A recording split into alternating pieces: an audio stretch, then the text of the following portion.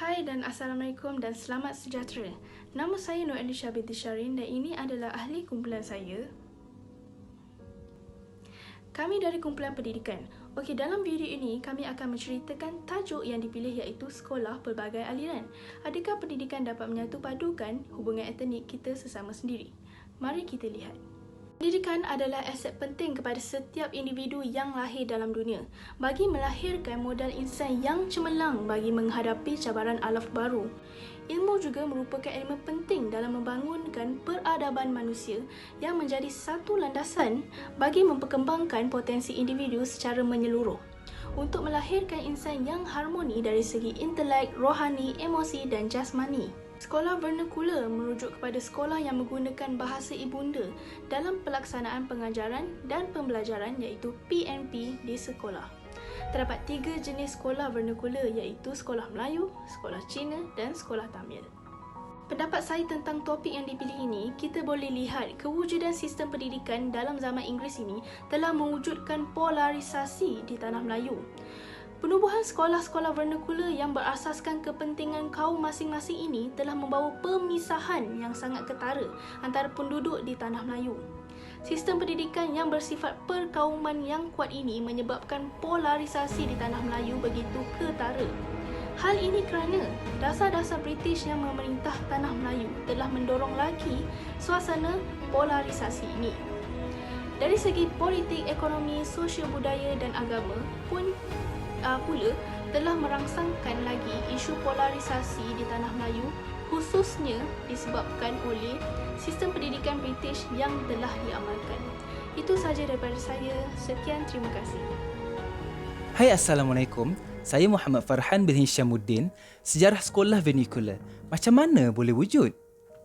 Sebelum British datang ke tanah Melayu, sistem pendidikan pada masa itu berteraskan agama Islam. Pelajar diajar di rumah guru, kemudian berpindah ke surau, masjid dan madrasah. Akhirnya berpusat di sekolah pondok. Selepas British datang, kaum Cina dan India mula bertapak di tanah Melayu dan atas dasar pecah dan perintah dalam sistem pendidikan ditubuhkan. Terdapat banyak cabaran yang dihadapi oleh masyarakat pelbagai kaum. Kesan daripada dasar yang dibawa oleh penjajah pada ketika itu seperti kewujudan sistem pendidikan berteraskan pendidikan Inggeris. Pelajar Melayu disekat daripada belajar di sekolah Inggeris kecuali pelajar Melayu kelas atasan dibenarkan. Dan sekolah vernacular dilaksanakan oleh British menyebabkan hubungan masyarakat berbilang kaum ini semakin renggang. Refleksinya, sebelum kedatangan British, sistem pendidikan adalah bebas di mana semua masyarakat dapat belajar dalam keadaan harmoni dan tiada perbandingan kaum serta agama. Akan tetapi, setelah kedatangan British, sistem telah berubah mengikut jawatan, kedudukan, agama, kaum serta taraf. Oleh itu, kesatuan antara kaum dalam bidang pendidikan adalah amat penting kerana masyarakat dapat mempelajari perkara yang sama serta meningkatkan hubungan keharmonian di antara agama dan kaum. Hai, nama saya Nurini Nasifah binti Rusdi. Saya merasakan sekolah vernacular memberi banyak kelemahan dari aspek perpaduan dan hubungan etnik di negara yang kini masih berada pada kurang memuaskan kerana sistem ini membenarkan pengasingan etnik pada usia yang cukup muda iaitu sehawan 5 tahun bermula di tadika hingga ke sekolah rendah. Saya ada pengalaman semasa di sekolah menengah dan saya mendapati terlalu ramai di kalangan rakan saya yang bukan Melayu masih lagi gagal malah tidak boleh berbahasa Melayu dengan baik sedangkan ia menjadi bahasa kebangsaan yang menjadi tunjang negara.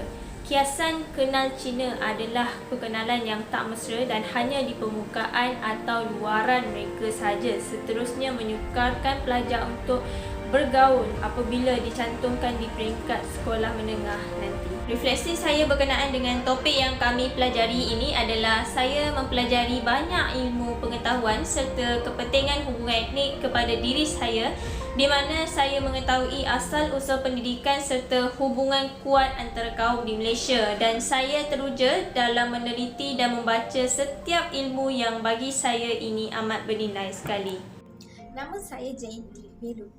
Hanya sekali, pada pendapat saya, untuk langkah yang boleh dilakukan oleh kerajaan bagi mencapai ala tuju pendidikan negara dan eratkan hubungan etnik dalam masyarakat adalah dengan mengukuhkan dan mewujudkan lebih banyak lagi sekolah wawasan yang kurang mendapat sambutan sebelum ini.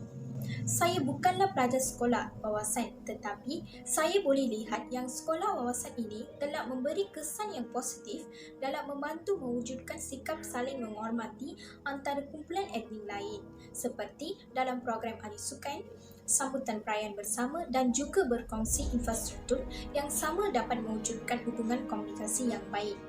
Bukan saja pelajar, malah guru. Selamat sejahtera, nama saya Jentini.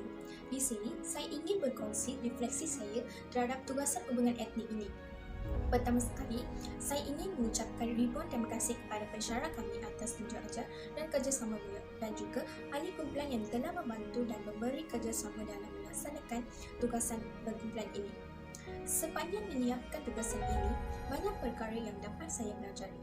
Saya dapat belajar tentang pelaksanaan sistem pendidikan kepada hubungan etnis sebelum dan selepas merdeka dan juga sekolah pelbagai aliran. Saya juga dapat berinteraksi dan bertukar idea dan pendapat dengan ahli kumpulan saya semasa melaksanakan tugasan ini. Saya kata, saya berharap sistem pendidikan ini dapat mengukuhkan perpaduan masyarakat berbilang etnik di Malaysia. Sekian, terima kasih. Assalamualaikum dan salam sejahtera. Saya Siti Normanisa. Bagi saya bukan mudah untuk sesuatu negara memastikan pendidikan sentiasa berada dalam situasi yang terkawal.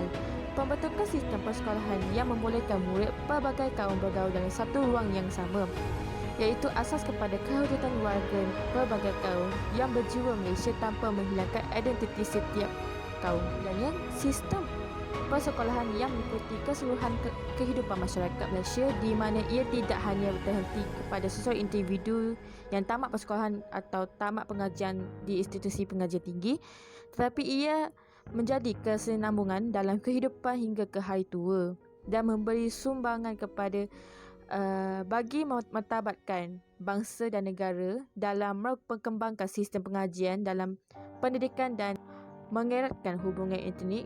Dan keadaan ini perlu dicontohi oleh generasi kini agar dapat melahirkan satu rumpun bangsa yang dikenali, dihormati dan disanjungi.